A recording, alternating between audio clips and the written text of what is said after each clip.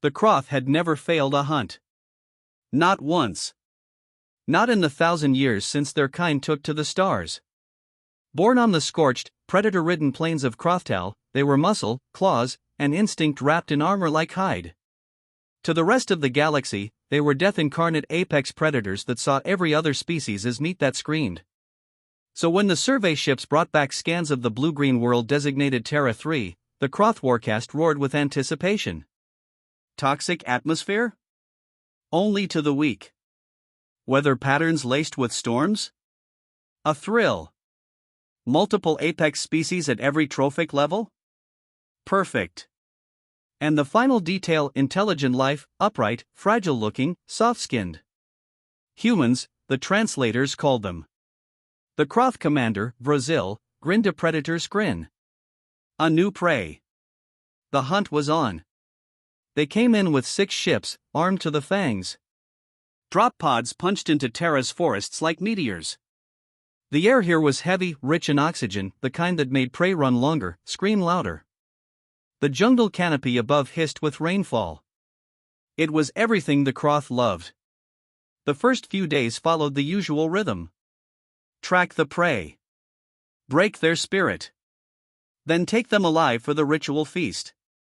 Except, the prey didn't behave. The humans didn't flee into open ground where the Croth could run them down. They vanished into the trees. Every spore trail ended in nothing. Every heat signature flickered and was gone. The first disappearance came on the second night. Scout Sergeant Clore vanished while running perimeter sweeps. His locator beacon was found hours later, dangling from a vine, with a strange smear of black soot along its side. Then a hunting drone failed to return. Its last footage was unsettling. A shadow moving just at the edge of the camera's range, faster than any Earth animal had a right to move. Then static. By the 4th night, they knew something was wrong. "They're avoiding us deliberately," growled Second Fomorn, crouched beside a smoldering campfire. "They know what we are." Commander Brazil snorted. "Instinct, nothing more. Prey knows predator." But Orn didn't look convinced. He tapped a claw against the soil, then looked up. "Then why are they circling us?" The Croth froze. The commander sniffed the air. The wind carried it, faint, but unmistakable. Human scent. Close. Too close. The Croth swept the forest in a half-moon formation, sensors on full alert. But the humans had already melted away. Only the whisper of wet leaves remained. The 5th day brought rain so heavy it drowned scent trails and muffled even the Croth's keen hearing. It should have favored the hunters. Instead, it favored the humans. One squad returned to camp missing 3 warriors. No one had seen or heard the attack. Just one moment they were there, the next the jungle swallowed them. Brazil began to feel the one thing a Croth commander was never supposed to feel. Unease. The humans weren't reacting like prey. They were moving like predators. Coordinated. Patient. On the 6th night, it all fell apart. The Croth awoke to alarms. Their calms were filled with static, not natural interference, but deliberate jamming. The dropship perimeter had been breached. A warrior staggered into camp, armor torn open, bleeding from deep, clean cuts. Not claws.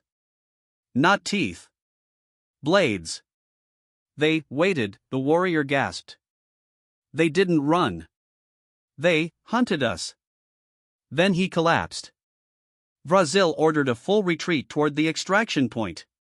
Pride could be salvaged later, survival came first. But the path they'd taken in was no longer there. Fallen trees blocked the routes. Booby traps, crude but effective, lined the ground. A vine snapped beneath a warrior's weight, releasing a spiked log that slammed into him with bone-breaking force. The others dragged him clear, but he was gone within minutes. By morning, half the Croth force was gone. Not killed in honorable combat, taken, silently, without a trace. The final transmission from the northern squad was short.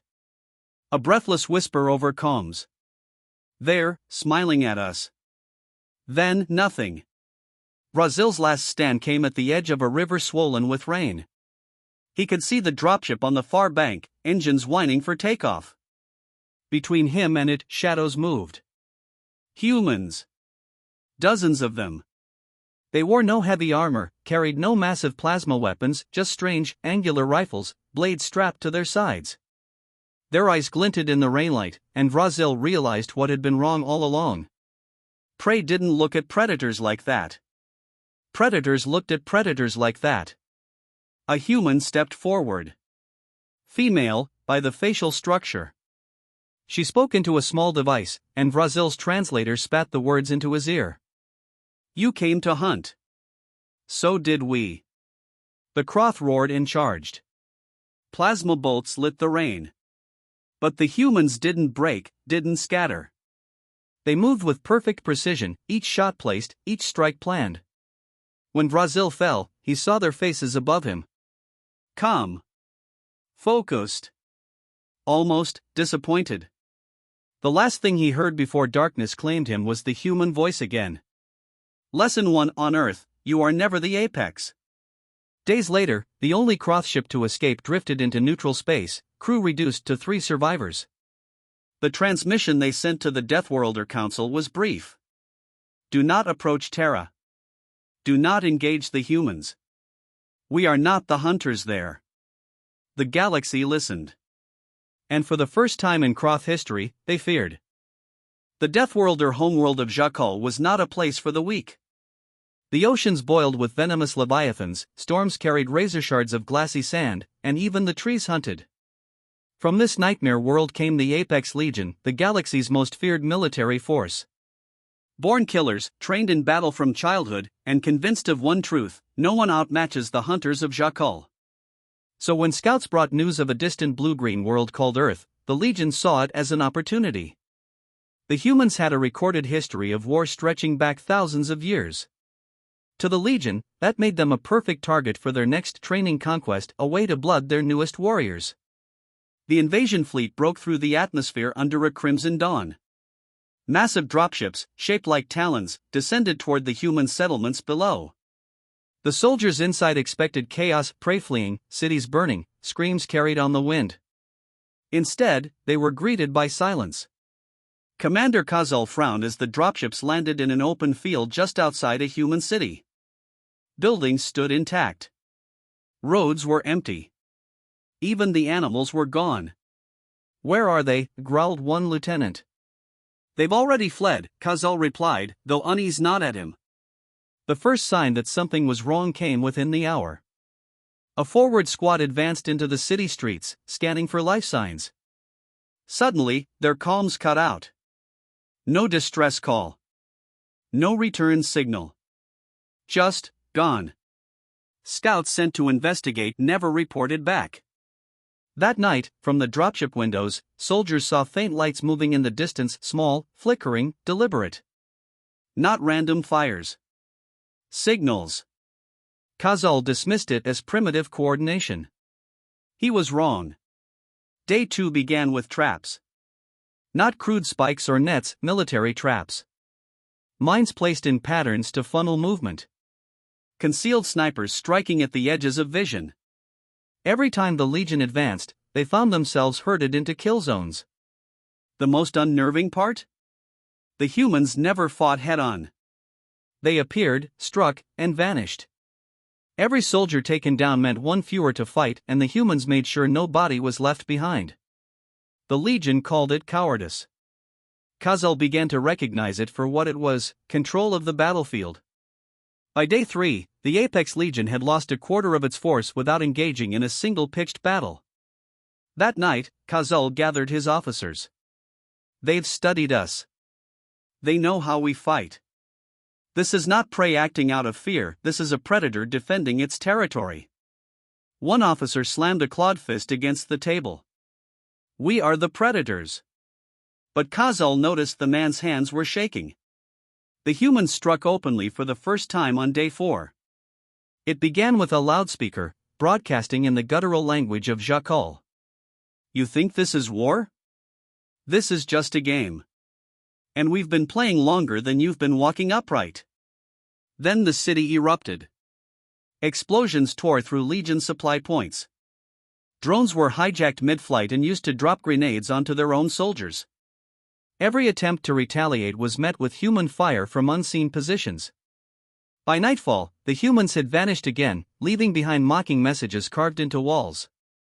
"Welcome to Earth." Kazul realized then the most dangerous truth about humanity: they didn't just know war. They loved it. Not in the mindless bloodlust of the Apex Legion, but in a cold, strategic, relentless way.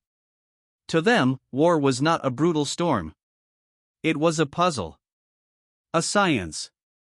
A game with rules they had written themselves. And they were winning. Day 5 brought psychological warfare. Human voices began to broadcast on Legion comms using their encryption codes. "Legion, you are surrounded. Your commander is already dead. Look behind you." They weren't true at first. Then a sniper's bolt cut down a high-ranking officer mid-sentence. The humans had planned it to the second. By evening, some Legion soldiers refused to leave the dropships. They muttered about ghosts in the dark. Day 6 was the breaking point. The humans launched an all-out strike, not to destroy the Legion, but to herd them. Through alleys, into abandoned districts, across bridges wired with explosives. Every step was dictated by human control. At the end of the maze, the Legion found themselves in the city's central square, surrounded by tall buildings. Windows lit up. Silhouettes appeared above. Dozens of human rifles aimed down. Kazul bared his fangs, ready to order a charge. Then a human voice echoed through the square. "Calm. Confident. War is our oldest game. And you're playing on our board." The first shot was not a kill, it took the weapon out of Kazul's claws. Then the sky filled with controlled, precise fire. Legion soldiers dropped one by one, each hit incapacitating rather than killing. It wasn't a slaughter. It was a demonstration. When Kazul finally awoke, he was aboard his own dropship. His armor was gone. The humans had left him a single item, a small metal disc etched with the image of a chess knight. On its reverse were words in perfect Jakuli. "Next time, bring your best." The Legion limped back to Jakul in disgrace. The war records would list it as a tactical withdrawal, but the soldiers who had been there knew the truth. They had not been defeated by numbers. They had not been overpowered by strength. They had been outplayed. From that day, the Apex Legion added a new species to the short list of "do not engage without extreme caution." Humans. Predators who saw war not as survival, but as the ultimate game. The Apex Council had ruled the outer spiral arm for 3 centuries. Its members were the deadliest predators of their respective worlds, species so dangerous that most civilizations surrendered at the mere whisper of their names. The Kroth, bone-crushing hunters of molten plains. The Vor, 8-limbed stalkers from acid swamps. The Drazkul, whose jaws could shear steel. Together, they were the galaxy's uncontested apex. So when a minor trade relay reported the emergence of a new warp-capable species, humans, the Council barely noticed. Another fragile prey race with delusions of significance. That changed when the Galactic Compact sent the humans an invitation to join. The humans sent back a polite refusal. "We have other priorities." The Council laughed. No one refused the Apex Council. They dispatched an envoy not to negotiate, but to intimidate. The message was clear. Join, or be conquered. The humans replied with silence. The Council took that as arrogance. In reality, it was preparation. Weeks later, the Council deployed a reminder force, 3 fleets, each led by a warlord of legend. They entered the Sol system expecting swift surrender. Instead, they found nothing. No ships waiting in defense. No planetary shields raised in defiance. Just empty space, quiet as a tomb. Sensors swept the system and returned static. Communications were drowned in strange bursts of white noise. Then, without warning, the lead ship's navigation array blinked offline. Engines followed. Moments later, an entire battlecruiser went dark, drifting powerless. The commander demanded an explanation. None came. The first confirmed casualty was Warlord Kavor, whose ship was found hours later, intact, but stripped bare.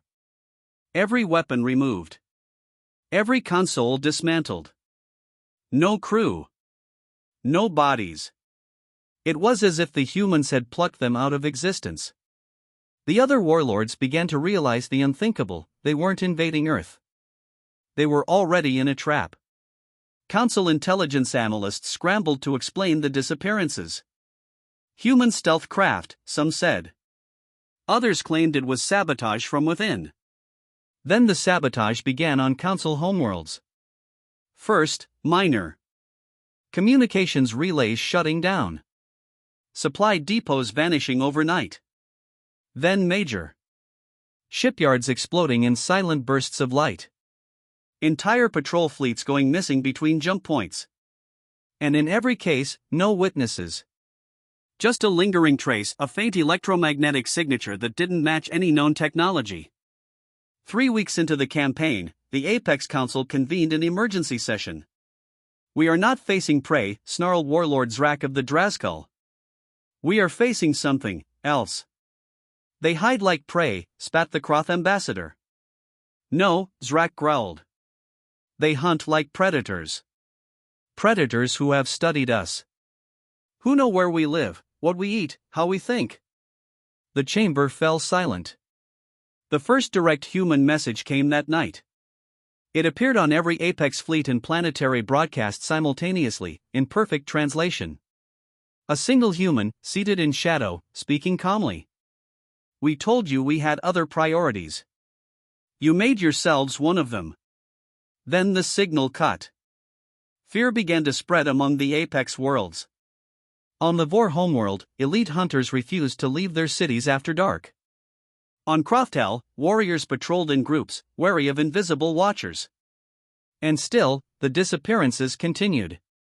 Entire convoys slipped into jump space and never emerged.